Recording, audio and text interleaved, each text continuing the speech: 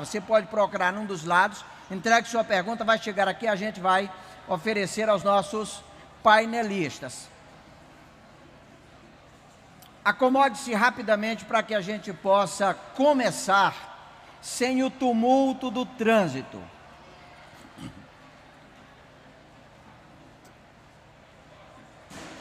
Ok? Estamos começando. Microfone tem? Ok, nós vamos começar com uma exposição por cada um dos painelistas de 5 minutos dentro da nossa temática, missão e oportunidades. O pastor Valmir vai começar, pois nós vamos passando por aqui, até o Marcelo, para que você possa localizar a sua pergunta dentro dessa exposição. Pastor Valmir. Alô.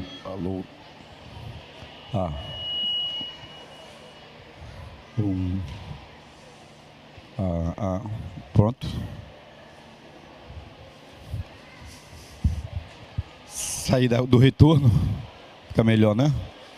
Então, queridos, quando a gente vai falar sobre missões e oportunidades, a gente precisa ter o conceito do nosso mandato. E a gente começa a pensar de que de onde eu estou, aonde eu estou plantado, eu tenho que começar a ser benção. E quando a gente vai pensar na relação da juventude, dos jovens, na realização da evangelização discipuladora, a gente começa a compreender que há possibilidades e que elas surgem a partir da visão que eu tenho sobre o que é fazer missões. E quando a gente pensa em fazer missões, a gente pensa em algo inacessível, uma atitude para poucos, quando na verdade é um mandato para todos nós. Então, quando eu vou pensar sobre como eu posso fazer missões, eu começo fazendo missões dentro da perspectiva de Atos capítulo 1, versículo 8. Se o texto vai chegar a dizendo assim: mas recebereis poder ao descer sobre vós o Espírito Santo, e ser-me-eis testemunhas, tanto em Jerusalém, eu começo a dar uma olhada no texto, Jerusalém, Judeia, Samaria, até os confins da terra. A gente não departamentaliza missões na perspectiva cultural, transcultural, a gente tem o privilégio de servir a Deus, de manter os olhos levantados e enxergar os campos que estão brancos para a ceifa. Eu posso fazer missões urbanas, eu posso fazer missões com grupos específicos, eu começo a fazer missões dentro da escola, eu começo a fazer missões no meu local de trabalho, mas eu também começo a produzir a relação missionária, entrando em contato com os campos, interagindo com o missionário que está em campo, fazendo visita ao campo, mobilizando a minha juventude para estar no campo. Eu começo a dizer, e eu quero encerrar a minha exposição dizendo assim: não existe fronteira e não existe barreira quando você mantém o foco em ser alguém que entendeu a missão que Deus deu a mim e a você. Então nós servimos. Eu era um jovem de apenas 19 anos, nós éramos um grupo de 21 jovens, e nós começamos orando, na primeira igreja batista de Aracaju.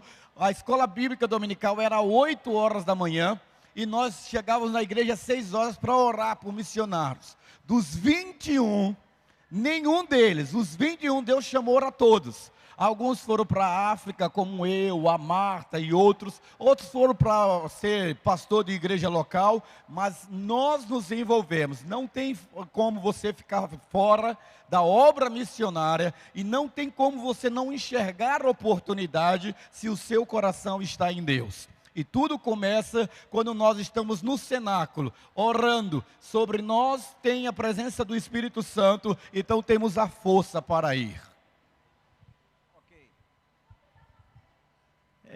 A gente entende que, dentro dessa palavra até do pastor Valmir, que quando a gente passa a compreender que missionário não é só aquele que sai da onde ele está, da sua cidade, e vai para um outro lugar, e passa a compreender que todos nós fazemos parte dessa missão e somos missionários, eu acho que a coisa caminha de uma maneira mais clara.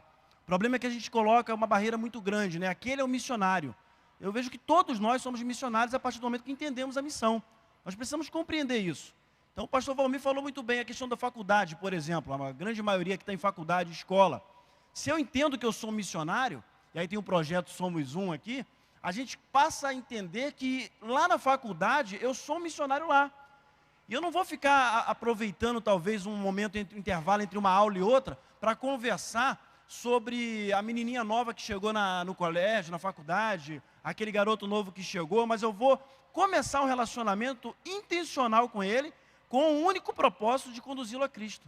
Eu acho que essa é a grande sacada. Se a gente entender isso, a gente compreende a missão. A gente vai entender que, olha, eu faço parte disso.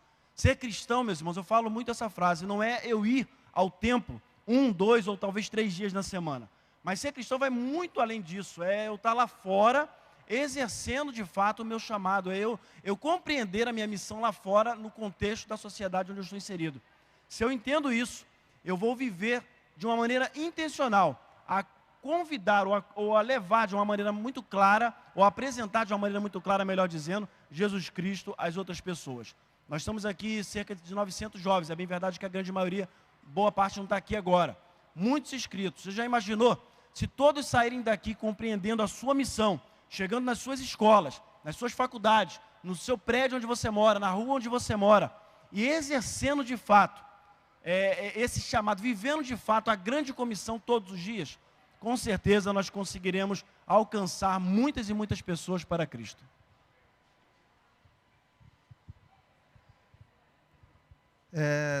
Na criação, quando Deus formou todas as coisas, formou homens, Ele deu que a teologia chama de mandatos da criação, né? Deus deu um mandato cultural, mandato cultural que é cuidar da terra, cuidar de todas as coisas, deu um mandato social, que é povoar a terra, e deu um mandato espiritual, não como do árvore do jardim, tem um relacionamento comigo, eu estou aqui.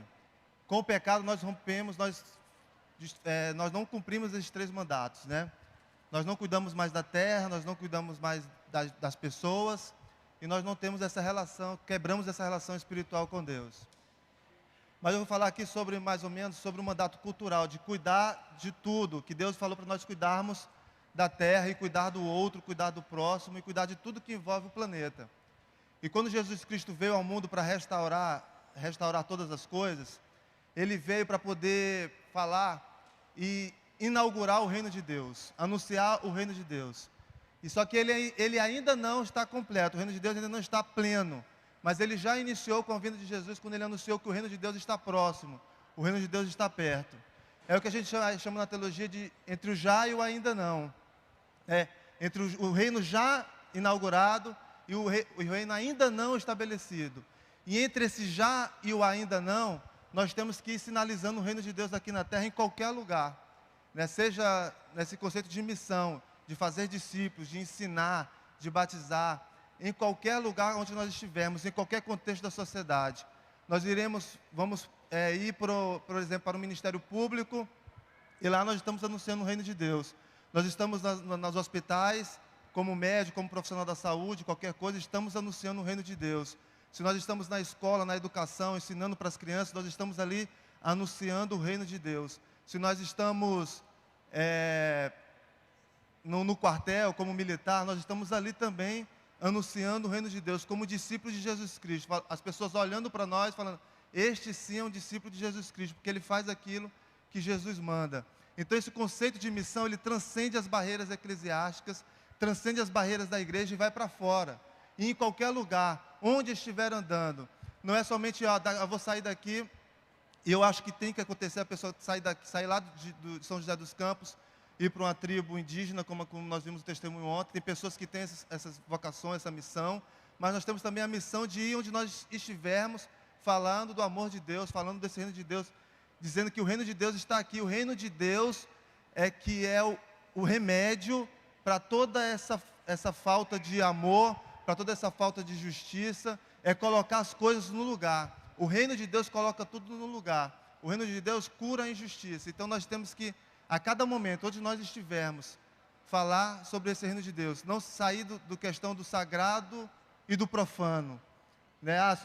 Enquanto eu sou na igreja, eu sou discípulo de Jesus Cristo. Quando eu saio de lá, eu sou secular. Não tem que ter separação. No meu trabalho é o meu trabalho, lá não é o reino de Deus. Lá também é o reino de Deus, porque você está lá e você está anunciando o Deus que reina na sua vida. Você está anunciando o Deus que estabelece justiça em todo lugar. O tema desse painel de hoje é meio que um resumo de tudo que a gente tem visto ao longo desses dias nesse congresso. E a gente tem visto que Deus é o primeiro missionário. Ele envia Jesus como missionário, ele envia o Filho. E a nossa missão, qual é a nossa missão? A nossa missão é a missão de Jesus. Eu queria ler com vocês Lucas,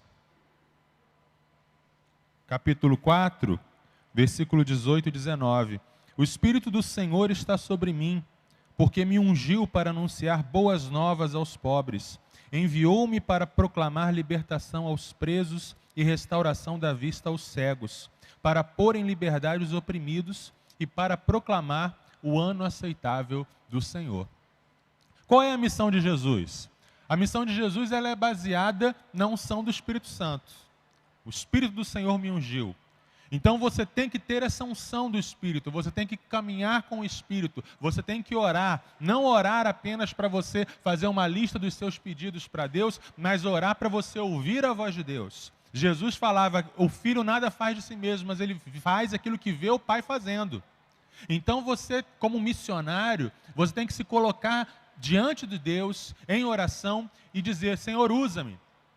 Missões e oportunidade é o tema desse painel. Você em oração, Deus vai te conduzir para as oportunidades. Deus vai falar com você, fala isso, faz aquilo. Então, por isso que não é uma receita de bolo, por isso que não é uma metodologia, não é uma estratégia para você aplicar, mas significa o princípio de você se colocar em Deus, buscar a unção de Deus e Deus vai te conduzir. Como fez com Filipe, que estava lá em Samaria e o Espírito Santo falou, vai para a estrada deserta. Se ele pensasse em estratégia, ele ia pensar, mas Senhor, aqui tem mais gente, só quer que eu vá para a estrada deserta? Mas ele obedeceu porque estava na unção do Espírito.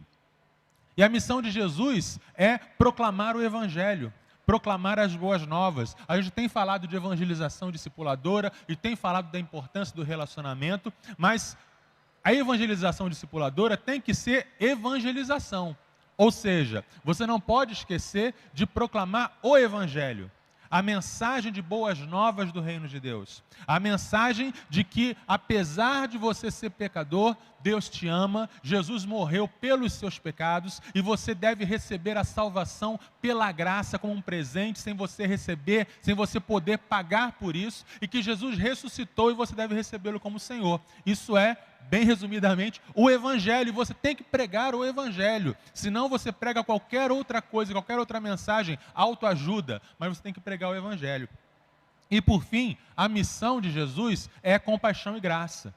Enviou-me a curar o quebrantado, a libertar o preso, a abrir os olhos dos cegos. É compaixão e graça. Você tem que ter esse olhar de cuidado pela pessoa com quem você está andando, onde você está vendo. Você vai andando na rua, você vê um mendigo, você tem que se compadecer como Jesus se compadecia e fazer aquilo que está ao seu alcance, como quando Jesus mandou os discípulos, dá-lhes voz de comer, mas Senhor, nós não temos, dá-lhes voz de comer.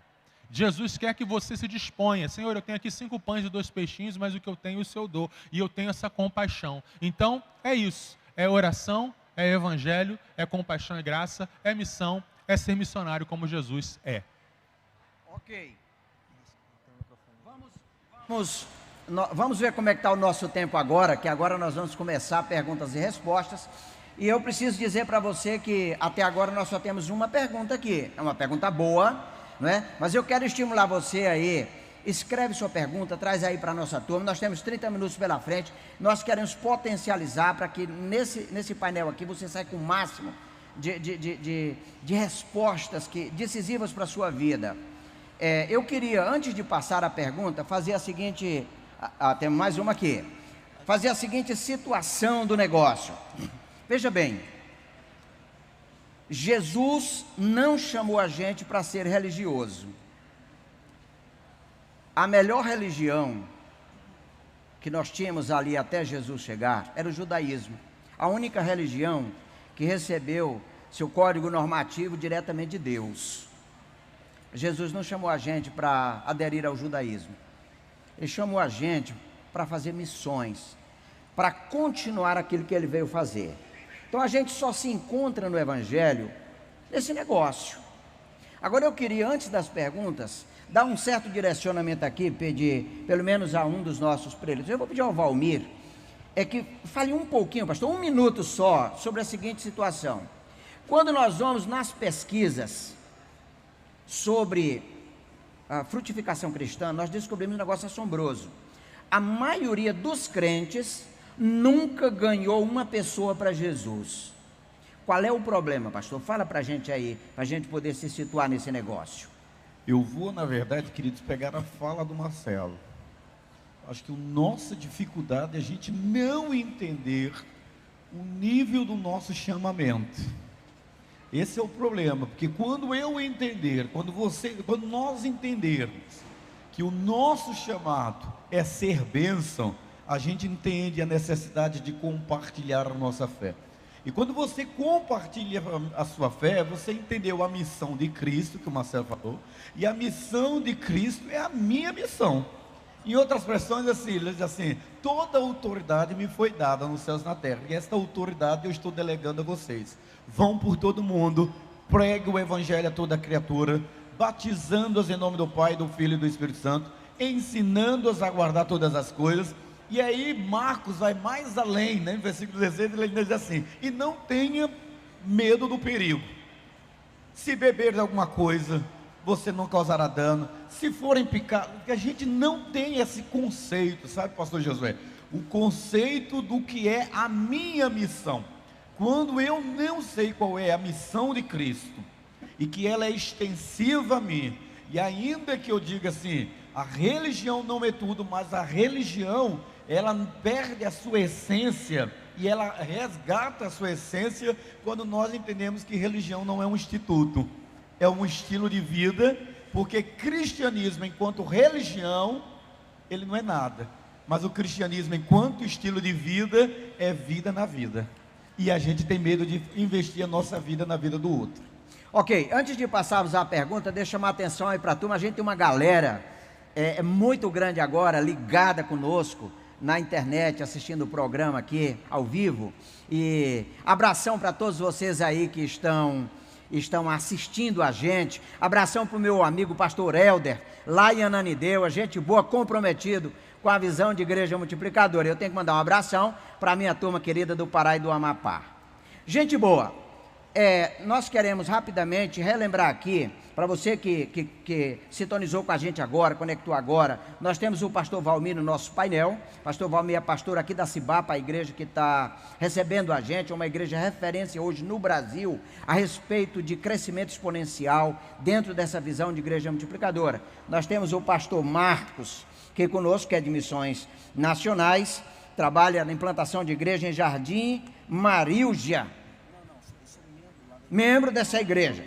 Ok, e temos aqui o pastor Marcelo, da Junta de Missões Nacionais também, ligado a Ministérios Universitários, e temos o Ranieri aqui, que representa a Juventude Batista Brasileira. Então você tem aqui pessoas bem situadas para responder suas perguntas. E escreva sua pergunta aí, traga para a nossa turma e sai daqui com a resposta que pode dar direcionamento para a sua vida. Nós vamos aqui na primeira pergunta. Eu queria fazer essa primeira pergunta aqui para o Marcos.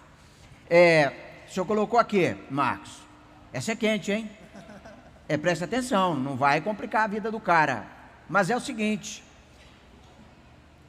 o que eu posso fazer para que meu pastor de jovens entenda essa visão? Porque ele está insistindo lá em fazer um culto de jovem, igualzinho de domingo à noite. Pastor, fala sobre esse negócio aí para a gente. Você tem aí 2 minutos. Se a gente lembrar um pouquinho, que a pessoa que fez a pergunta, lembrar um pouquinho do que foi falado ontem, né, sobre essa questão, quando o nosso líder, ele não está na visão, você vem para um congresso como esse, o seu pastor não participa, talvez ele não veio, e aí você sai daqui e chega lá, o pastor André falou sobre isso hoje de manhã, e você chega lá, né, quase com os 2 pés no peito dele, dizendo assim: você tem que fazer assim, não vai dar certo. Eu creio que a melhor maneira de responder essa pergunta é a seguinte, lembrar do que nós ouvimos ontem, é orar. Nós precisamos orar pelos nossos líderes. Meus irmãos, a gente precisa orar. Tem pessoas que não compreendem ainda. Você está participando do congresso, Talvez o seu pastor nunca participou. Talvez ele tenha aquilo fechado na mente dele, ele acha que é daquela maneira que vai acontecer, e você, todo feliz, participou de um congresso como esse e diz assim, agora vai ser assim. Mas eu lembro que um dos preletores disse o seguinte, o que acontece nessa igreja, lá em Bacaxeri, aqui na Cibapa, ou em qualquer outra igreja que já vive essa ideia, a visão de igreja multiplicadora, não necessariamente vai acontecendo instantaneamente na sua igreja. É um processo, a coisa vai acontecendo. Eu tenho certeza que o pastor Valmir não foi, ele acordou assim de manhã, não foi assim. Foram longos anos de caminhada até chegar ao que está hoje. Então, a gente tem que trabalhar, começa você trabalhando, começa você fazendo, começa você orando, como diz lá na igreja multiplicadora, orando por 5 pessoas, alcançando pessoas. Você não vai de maneira nenhuma ir contra o seu líder, de maneira nenhuma, ore por ele. Mas eu creio que ao longo do tempo, ele vai estar vendo através de vocês jovens que estão aqui, que as coisas vão estar acontecendo, e você vai chegar para ele com todo amor, sem impor, com todo carinho, e dizer, pastor, poxa, vamos fazer assim. Presentei ele com um livro, o livro aí de relacionamento aqui do pastor Valmir, o livro de igreja multiplicadora, trabalhe com ele, ore com ele, mas não critique, ele não viu ainda. E eu vou aproveitar e fazer um comercial aqui, convide e incentive-o a participar do congresso de outubro. Isso, dá de presente, presentei isso aqui, o pastor Valmir já deu a dica aqui, presentei o seu pastor, una juventude aí, olha, vai lá para o congresso Multiplique, de 11 a 14 de outubro, no Espírito Santo, em Aracruz, no Sesc. Eu tenho certeza que o Espírito Santo de Deus falará ao coração dele.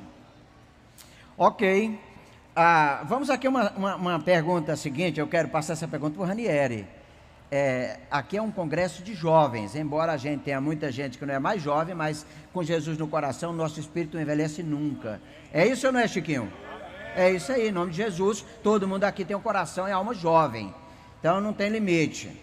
Mas assim, essa galera toda jovem aqui está envolvida no tempo de estudar. Então tem uma pergunta muito boa aqui, porque nós estamos falando para jovens que estão pensando no futuro, mas nós estamos falando em missão e oportunidades. Ranieri, estudar o campo missionário, como é que é esse negócio, meu irmão? Fala pra gente aí. Tá, primeira coisa que eu vou falar é que uma coisa não exclui a outra, né? Você estuda e pode ir para o campo missionário, pode ir para o campo missionário e continuar estudando. É que as pessoas também dizem que o missionário ou o pastor não estuda, né? Mas estuda e muito, né? Estuda bastante, é muito difícil. O missionário tem que estudar muito missiologia, tem muito que vai estudar sobre as pessoas, sobre onde ele está. Mas essa ideia, se você está tentando estudar, que eu estou falando, estudar no secular ou ir para o campo missionário. E aí você tem que colocar o joelho no chão e sentir de Deus, a voz de Deus falando para onde você deve ir, para onde é que é o seu chamado agora. Porque às vezes o seu campo missionário é o seu local de estudo, é a sua universidade, é seu mestrado, é seu doutorado, é onde você está. Eu tenho um amigo, o pastor João Pedro também o conhece muito bem ali, lá de Brasília, que ele estudou muito, hoje ele é pós-doutor, mas não se furtou de fazer o trabalho de Deus, de fazer a obra missionária, de trabalhar. Ele diz assim, a sala de aula é o meu campo missionário, a sala de aula é o meu ministério, a sala de aula é onde eu apresento o reino de Deus, apresento o evangelho de Jesus Cristo para aqueles adolescentes que estão ali comigo, o Bright, né, João Pedro? Então, ele não se furtou, ele estudou, mas mesmo assim ele entendeu seu campo missionário. Então, essa é uma pergunta muito, às vezes é pessoal, aonde você vai, para onde você vai? E é uma coisa, você vai para o campo missionário, vai ser pastor, você vai estudar também, e muito, vai estudar muito, porque você tem que conhecer. Então, qualquer lugar onde você estiver, é um campo missionário. Então, não é excludente estudar o campo missionário, são coisas que são juntos e caminham juntos, e você precisa estar com muito joelho no chão para saber aonde Deus quer mandar você, para onde Deus quer enviar você para falar do reino dele. Ok, veja bem, nós estamos falando sobre igreja multiplicadora e alguns dos nossos preletores aqui têm chamado a atenção para a importância da oração. Tudo que o seu pastor puder dizer para você, para orientar a sua vida, vai ser muito importante, tudo que você está escutando aqui. Mas eu queria acrescentar aqui um pouquinho ao que o Ranieri já falou. Uma caminhada de oração com o Senhor vai clarear tudo isso na sua vida. Quem sabe, Deus precisa de você com uma profissão, porque há demandas missionárias no mundo todo, para pessoas que tenham profissões. Então é o seguinte, como é que você vai entender esse negócio?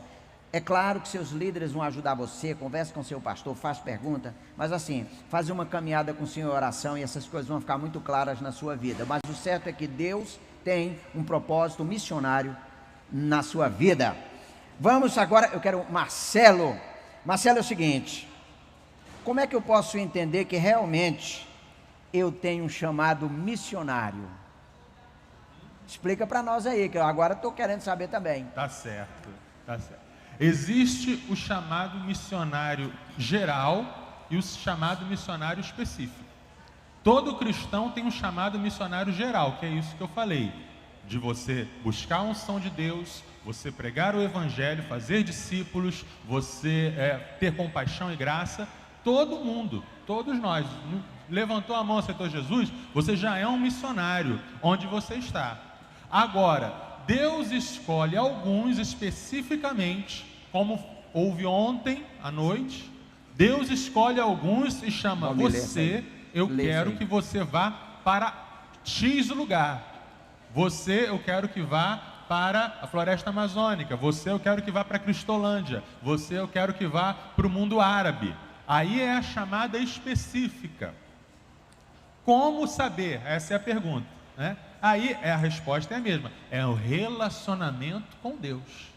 É o andar com Deus. Em João capítulo 10, Jesus fala assim: as minhas ovelhas ouvem a minha voz, eu as conheço e elas me seguem. Você precisa desenvolver no seu andar com Deus essa disciplina de você ouvir a voz de Jesus. E isso é relacionamento. É no relacionamento, é você orar e Deus vai falar com você. Deus fala de N formas. Deus fala, nenhuma dessas formas contraria o que está na palavra de Deus. E a Bíblia, a leitura da Bíblia é a principal dessas formas. Mas Deus fala de maneira específica no seu coração, na sua mente. Ele usa outros irmãos, ele usa outras pessoas, mas é o Espírito Santo que vai dar para você a certeza, a convicção de que é Jesus falando. Por quê? Porque você é ovelha de Jesus e você reconhece a voz de Jesus. Agora isso, ninguém vai poder dar essa certeza para você. Isso aí é só você no seu coração que tem que ter essa convicção. Deus está me chamando para ir para a Polinésia. Deus está me chamando para ir para a Bahia. É o seu caminhar com Deus. O que aconteceu comigo? Eu tinha 15 anos de idade, nunca tinha pensado em ser missionário, estava vivendo a minha vida, me preparando para o vestibular, etc. Eu estava num culto, pastor Oliveira de Araújo, então secretário de Missões Nacionais, e aí houve aquela pregação, como houve aqui do pastor Fernando Brandão, e eu senti no meu coração, Deus falando: Marcelo, eu te quero nesse negócio. E prontamente eu falei: de jeito nenhum, Senhor. Não quero. Não, tenho meus planos, eu sou tímido, eu não sei falar, e como é que vai? E aí Deus foi me mostrando, me fazendo lembrar de textos da Bíblia, e Ele me confirmando. Então isso aí foi eu e Deus caminhando. Então você tem que descobrir, no seu caminhar, no seu ouvir a voz de Deus, o que é que Deus quer para você. Durante muito tempo, na minha época, né? As igrejas só valorizavam o chamado missionário específico. A gente via o missionário como aquele, esse sim está servindo a Deus. Como a única maneira de servir a Deus é você largar tudo e ir para longe, né? Esse era o top, era o cara que estava perto de Deus, era o único consagrado. E todas as outras vocações eram desprezadas. Aí hoje a gente está vivendo um pêndulo, né? Que foi para o outro lado. Hoje em dia a gente só dá ênfase muitas vezes ao chamado para ser médico, ao chamado para ser professor, ao chamado para ser dona de casa, que são chamados de Deus, sim, e que devem ser valorizados. Deus te chama para uma dessas coisas, sim, mas também chama especificamente para ser missionário, para largar tudo. Então é só ouvir a voz de Deus. Ok, muito bem. Olha, se essas falas aqui estão suscitando aí na sua cabeça alguma dúvida, alguma pergunta, escreve isso aí e manda para a gente.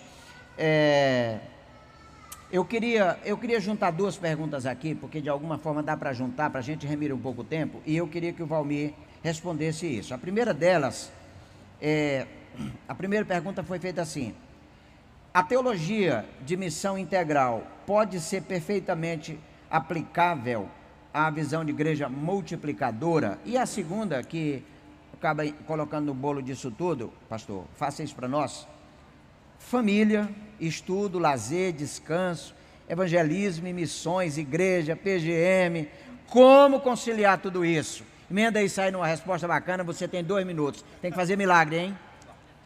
Na missão integral, lógico, completamente. Missão integral, ela não pode ser uma perspectiva à parte daquilo que nós entendemos que é princípio. Quando a gente fala em compaixão e graça, a gente está falando de missão integral.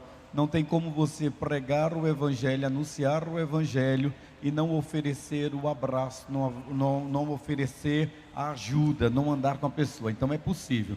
A dificuldade de missão integral é quando você vê missão integral apenas na perspectiva do social. E é de forma que nós olhamos para o ser humano, para o homem, e a gente olha o homem de uma forma holística, um homem como um todo. Segundo, a pergunta que foi feita sobre como conciliar família, faculdade, você foi colocando vírgula, quem fez essa pergunta. Você olha essa situação na perspectiva da institucionalização. Queridos, a visão de igreja multiplicadora vem trazer para você essa questão do RD, relacionamento discipulador. Se você tirar as vírgulas, você está construindo na cabeça alguma coisa departamentalizada. RD é estilo de vida, você já vive família naturalmente. Você só precisa potencializar a qualidade de tempo com excelência naquilo que você faz. Eu não me programo para fazer missões, eu não me programo para dirigir PG, eu não me programo para viver em família, eu não me programo para viver em igreja, eu vivo, é estilo de vida. E isso acontece na esfera do relacionamento discipulador. Então, quando você pergunta, por exemplo, quer dar um exemplo, a menina que está na Câmara agora é a Morgana. Morgana faz um curso de tempo integral. Ela é líder de pequeno grupo, ela é universitária, ela está em família. A gente não departamentaliza, a gente vive. E viver já nos empurra para relacionamento. Agora, eu não me programo para relacionamento, eu sou relacionamento. E isso é a nossa resposta. Então, assim, desconstruir na sua cabeça, ai meu Deus, onde é que eu vou arrumar tempo para viver missões? É estilo de vida, tire as vírgulas, junta tudo, que você vai dizer assim, eu faço tudo isso e ainda sou feliz. Tá bom? Porque eu me divirto só em ver você. Eu me divirto servindo, eu me divirto vivendo, e é isso que nós queremos enfatizar aqui, tá bom? Ok. Às vezes a gente tem a impressão de que esse conceito, os conceitos eles são formulados e eles ficam muito petrificados, né? Talvez esses conceitos, por exemplo, missão, teologia de missão integral, tudo isso precisa de tempos em tempos ser revisto. Um conjunto dessas coisas. Eu acho que assim, nós somos de uma cultura no Brasil em que nós recebemos um evangelho, e a cultura religiosa nossa departamentalizou a teologia, teologia da prosperidade, teologia da integral, teologia da libertação, e a gente colocou isso na cabeça. A estrutura eclesiástica também, departamento disso, daquilo, e você assim, não dou conta de viver isso. Quando nós entendermos que viver o cristianismo é viver princípios e não métodos, você consegue entender que a teologia do relacionamento, ela suplanta tudo isso. Sabe a questão? Porque ao mesmo tempo que eu vivo com o Marcelo, eu também estou disposto a ajudá-lo na sua caminhada, na área espiritual, na área social, na área emocional. Eu conduzo a viver com intensidade um cristianismo que olha o homem como um todo, e não um homem departamentalizado, ou seja, assim e assado. Então, eu acho que nós precisamos entender isso, desarrumar para vivermos a liberdade do cristianismo. Ok, senão a gente fica escravo de clichês, né? Veja bem, nós vamos numa outra pergunta aqui que eu queria situar da seguinte maneira. Quem sabe você tem amigos aí que são perdidos e você nunca teve coragem de falar de Jesus firmemente para essa pessoa. Quem sabe porque ele conhece você, ele sabe todos os palavrões que você já falou andando com ele, você sabe toda a coisa errada que você já fez, e isso às vezes é inibidor. Mas além disso, existe um monte de situações que são oportunidades de frutificação e às vezes a gente não sabe muito como é que faz, né? Uma pessoa fez uma pergunta aqui que quem sabe você, especialmente que está na faculdade, enfrenta isso. Eu tenho uma pessoa ateia que eu gostaria de ganhar para Jesus. Como é que a gente faz isso com um ateu? Eu não sei, em 2 minutos não dá para ganhar um ateu, mas você tem que responder a pergunta. Sim. A grande questão não é se a pessoa é ateu, se a pessoa diz não acreditar em Deus, ou se ela é espírita. Eu vejo que a grande questão não é essa. A grande questão é nós, de fato, vivermos Cristo, para que as pessoas vejam Ele através das nossas vidas. Eu conheço várias pessoas assim, e já tive a oportunidade de ganhar algumas para Cristo. E não existe assim uma fórmula, porque o problema é que a gente acha que nós vamos fazer. Quem faz é o Espírito Santo de Deus. Então, quem convence o homem do pecado, da justiça e do juízo, é o Espírito Santo de Deus. A grande questão é que a gente quer fazer. A gente não se coloca à disposição de Deus para orar. Alguém falou, acho que o pastor André falou aqui de manhã, a gente passa por alguém e fala, estou orando por você, está orando nada. Às vezes a gente é mentiroso, a gente diz que está orando e não está orando. Então, se a gente se colocar, realmente assim, na brecha, para orar pela pessoa, eu creio que Deus vai fazer a obra e vai te dar oportunidade, vai te oportunizar situações para que você apresente o Evangelho para ela, na hora certa, no momento certo. Deus vai colocar isso no seu coração. Não existe uma receita. Não, olha só, para o ateu é assim, para o testemunho de Jeová é assim. Não existe isso. Porque às vezes a gente, quando coloca dessa maneira, a gente exclui aquelas pessoas que não têm talvez um entendimento, um estudo de como ganhar aquela pessoa. Se for assim, o analfabeto não vai conseguir ganhar ninguém, porque ele não sabe, ele não entende disso, de grego, de hebraico, e não precisa nada disso. Não precisa disso, precisa de viver, ter um estilo de vida diferente, onde as pessoas olhem para você e vejam que você serve realmente a Deus. E eu tenho certeza que o Espírito Santo de Deus fará e completará a obra no coração dessa pessoa que se diz ser ateu. Eu fui militar durante 7 anos e eu lembro de uma situação muito interessante onde tinha um jovem que ele falava de Cristo, ele estava participando de uma roda, onde, conversando ali no quartel e o pessoal contando piada, aquelas piadas que terminam em palavrões. E aí ele estava rindo, participando daquele momento ali. Eu lembro da cena, eu era cabo do exército, eu estava passando para poder pegar o meu material e colocar o pessoal em forma, na companhia. E aí passando, ele já estava ali esperando para entrar em forma, e eu percebi aquilo. Quando foi à tarde, no mesmo dia à tarde, aquele mesmo rapaz que estava ali no meio da piada, não contando, mas ouvindo, ele estava conversando com uma outra pessoa, e falando do amor de Deus, e a pessoa estava assim chorosa, estava assim, a ponto de dizer assim, eu aceito a Cristo. Quando uma daquelas pessoas que estava na roda mais cedo entrou, aquele momento de trocar de roupa para ir embora, e falou assim, sai para lá, ô seu crentinho, falso profeta, de manhã estava na bagunça lá com a gente, agora quer dar uma de crente. Então eu acho que o grande problema é a maneira como a gente vive. As pessoas precisam ver Cristo em nós, e o resto quem faz é o Espírito Santo de Deus. Gente boa, agora nós vamos ter que fazer um milagre aqui. O tempo está apertado, não vai poder completar, porque ele estourou o tempo dele. Então agora não fazer milagre, é só 1 minuto que você tem. Se você passar de 1 minuto, eu corto o microfone. Eu corto o microfone de quem passar de 1 minuto. É o seguinte, sabe por quê? Porque tem muita pergunta e eu estou vendo que só temos 7 minutos ali. Vamos correr contra o tempo. Ranieri, é o seguinte, em nenhum tempo, nas últimas décadas, os jovens são bombardeados na universidade. Então a pergunta é, lá bombardeado com teorias científicas que são contrárias à fé, à religião, como é que a gente pode defender a tese da fé nesse ambiente escolar e profissional? 1 minuto, meu irmão. 1 minuto, com a vida. Com a vida. Você defende com o que você fala e você vive aquilo que você fala. O Paulo escreveu a título lá no capítulo 3, fala, evite, porém, controvérsias tolas, genealogias, discussões e contendas a respeito da lei, porque essas coisas são inúteis e sem valor. Então você vai falar com a vida. Agora, se você quer falar uma coisa, você tem que estudar muito. Você não vai combater um professor sem você conhecer a palavra de Deus. Você tem que ter profundidade naquilo que você está lendo. Então você vai ler William Lane Craig, vai ler Francis Schaeffer, vai ler esse pessoal que combateu o ateísmo, vai ler C.S. Lewis, que era ateu e depois se converteu. Então você vai estudar profundamente a palavra de Deus, profundamente a sua fé, para poder falar, mas aquilo que você fala, você vai ter que viver.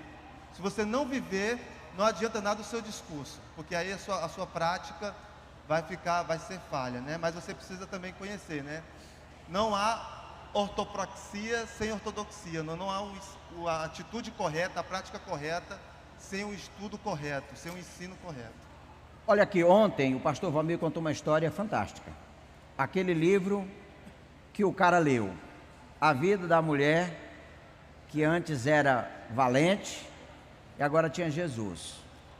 É vida mesmo. O que mais impacta as pessoas que estão ao nosso redor não é o que dizemos, é como vivemos. Muito bem, Marcelo, eu tenho ouvido muito falar sobre ouvir a voz de Deus, eu gostaria de saber se Deus fala literalmente com a gente. 1 minuto, hein? O nosso Deus é um Deus vivo. Ele não é um conceito, ele não é uma força impessoal, ele não é uma coisa, ele é alguém. E ele fala, ele é vivo, ele é real. E ele fala como ele quer. Ou seja, não tem limites para o jeito que ele quer falar. Se Deus quiser falar com você audivelmente, você vai ouvir uma voz audível, você vai ficar com muito medo, mas ele vai falar. Se ele quiser falar com você através de sonho, ele vai falar através de sonho. Se ele quiser falar através de um anjo, ele vai falar. Se ele quiser falar através de um servo dele, ele vai falar. Então não tem limites, a gente não pode colocar uma definição de como Deus age, porque Deus é Deus. O que você precisa fazer é você estar disposto a ouvir. O problema não é Deus falar. O problema é você ouvir, né? Elias, quando Deus quis falar com Elias, teve o fogo, teve o terremoto, teve o furacão. Deus não estava em nada daquilo, Deus estava na brisa suave. Então, faça assim: Senhor, fala comigo como o Senhor quiser, eu quero te ouvir. E quando Ele falar, aí é o X. Quando Ele falar, se você estiver disposto, você vai saber que foi Ele. Ok. Pastor Valmir, esse negócio aqui, como o irmão está com uma experiência pastoral com uma pluralidade muito grande, acho que o irmão vai responder isso bacana. Até que ponto devemos ou podemos entrar na cultura do indivíduo sem Cristo? Eu acho que a ideia é, até que ponto eu posso avançar no universo que não é meu, para alcançar a pessoa? Como é que é isso aqui? O seu irmão deve ter muita experiência bacana aqui na Cibapa. Queridos, ontem eu falei isso e eu quero finalizar assim, ó, a fala de ontem. Dizendo para você, você precisa demonstrar que você valoriza aquela pessoa. Se você valoriza aquela pessoa, se você... Porque a nossa cultura é assim, em outras palavras, a gente tem uma capacidade de rotular a pessoa pela face dela. Se ela é fechada, carrancuda, se ela é na dela, você rotula logo e diz para aquela pessoa, ela é metida, ela é difícil. Quebre essa barreira, se aproxime da pessoa da forma como Cristo se aproximou da mulher samaritana. Valorize a pessoa enquanto ser humano, não a coloque no céu nem no inferno, apenas a valorize como ser humano. Dando valor a ela, você entra no universo dela porque você deu o primeiro passo. O segundo, ela vai ver que você tem um interesse por ela sem querer tirar nada dela, você se dá e ela se oferece a você, de forma que você penetra no universo dela, sem que ela emita uma palavra, mas porque você a valorizou como ser humano. Ok, eu tenho uma pergunta aqui, eu não compreendi muito, mas eu interpretei, eu acho que é importante a gente dar uma palavra, Marcos, sobre isso aqui. O senhor escreveu aqui, já sou velho, mas tenho um chamado para missões. Vamos fazer assim, quais são as possibilidades de oportunidades para esse nosso querido que está aqui rejuvenescendo com essa moçada bacana? Não tem idade para nós servirmos a Deus, né? Não há limite, né? Claro que uma decisão de repente para um determinado campo, com uma determinada idade talvez, essas questões físicas, enfim, mas eu acho que não há limite para servir a Deus. Se nós entendemos aquilo que eu falei no início, o pastor Valmir também falou, o pastor Marcelo, de que entender o campo missionário, até questão do chamado geral, específico, enfim, sempre há oportunidade para nós servirmos a Deus e para nós fazermos missões. Às vezes não necessariamente, meu irmão, indo para um lugar longe, mas compreendendo que eu posso ser bênção onde eu estou plantado, onde está a planta dos meus pés. Aonde está a planta dos meus pés. Então, missões não tem essa questão de idade, tem a questão de compreender o chamado geral ou específico e colocá-lo em prática, independentemente da idade, né, com as suas forças, e Deus com certeza vai te capacitar a fazer. Amém. Veja bem, estamos chegando ao fim, mas eu queria pedir perdão a você que mandou uma perguntinha e não deu tempo de responder. A gente não consegue responder tudo, tá certo? Nos perdoe, mas você pode fazer o seguinte: qualquer um desses painelistas aqui vai estar aí no intervalozinho, chega perto dele e pergunta: eu fiz uma pergunta que foi respondida, mas me responda aqui. Ele vai ser usado por Deus para falar ao seu coração. Muito obrigado a você que acompanhou a gente aí pela internet. Deus abençoe você. Faça com que tudo isso que está acontecendo aqui, que você está acompanhando à distância, mude a sua vida, mude a vida da sua igreja e especialmente a vida da sua juventude, porque nós precisamos ganhar o Brasil para Jesus. É nossa missão. Deus abençoe vocês. Obrigado, Marcelo, obrigado, Ranieri, Marcos e pastor Valmir. Deus abençoe todos vocês.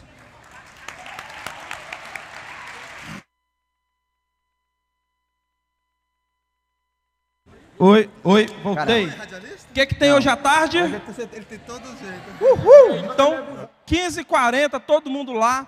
Vai ser uma festa. Se sua caravana tem dúvida de onde é o local, procura a direção do congresso, né? Todo mundo que está aí trabalhando vai poder orientar você, tá bom? Nós achamos uma pasta com documentos dentro. Se você perdeu, nos procure, tá bom? Procure o pessoal aí que está nas portas, que ele vai te ajudar. A pasta está aqui, ó. Tá bom? Quem perdeu, é isso, gente. Grande abraço e até o PGzão. Deus abençoe.